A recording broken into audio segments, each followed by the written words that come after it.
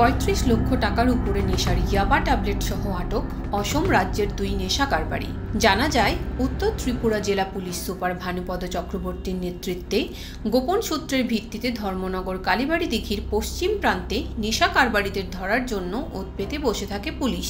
যথাসময়ে ৩ জন নেশা কারবারি ওই এলাকার নেশার ইয়াবা ট্যাবলেট পাচার করার জন্য আসলে ২ জন নেশা কারবারিকে পুলিশ ধরতে পারলেও অপর এক নেশা কারবারি পুলিশকে দেখে বাইক নিয়ে পালিয়ে যেতে সক্ষম হয়। আটককৃত ২ জন নেশা কারবারিদের নাম হলো বাহারউদ্দিন, বয়স ২৪ বছর, বাড়ি অসমের চানখিরা এলাকায়। অপরজন সুলতান আহমেদ, বয়স ২১ বছর, বাড়ি অসমের বান্দরখাল পাথারকান্দি এলাকায়। ধৃত ২ জন নেশা কারবারিদের কাছ থেকে মোট ৭,০০০ নেশার ইয়াবা ট্যাবলেট উদ্ধার করেছে police. Police super Bhanupada Chakraborty জানান, নেশার ইয়াবা ট্যাবলেটগুলি এতটাই ভয়ঙ্কর যে এই নেশা যে একবার গ্রহণ করবে ৩ দিন পর্যন্ত সে নেশায় পুঁদ হয়ে থাকে। নেশার ইয়াবা ট্যাবলেটগুলির কালোবাজারি মূল্য ৩৫ লক্ষ টাকার উপরে বলে পুলিশ সুপার জানিয়েছেন।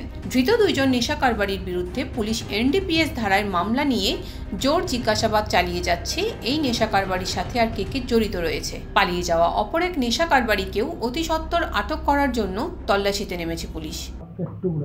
আজকে আমরা গোপন সূত্রের উপর ভিত্তি করে ধর্মনগর কালীদিঘির পারে একটা অপারেশন করেছিলাম।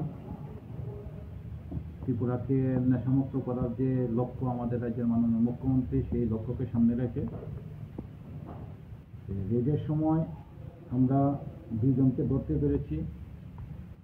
একজন পালিয়ে যায় বাইক নিয়ে।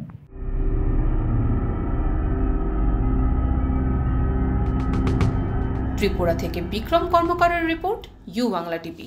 ইউ বাংলা টিভি, হৃদয় ছুঁয়ে যায়।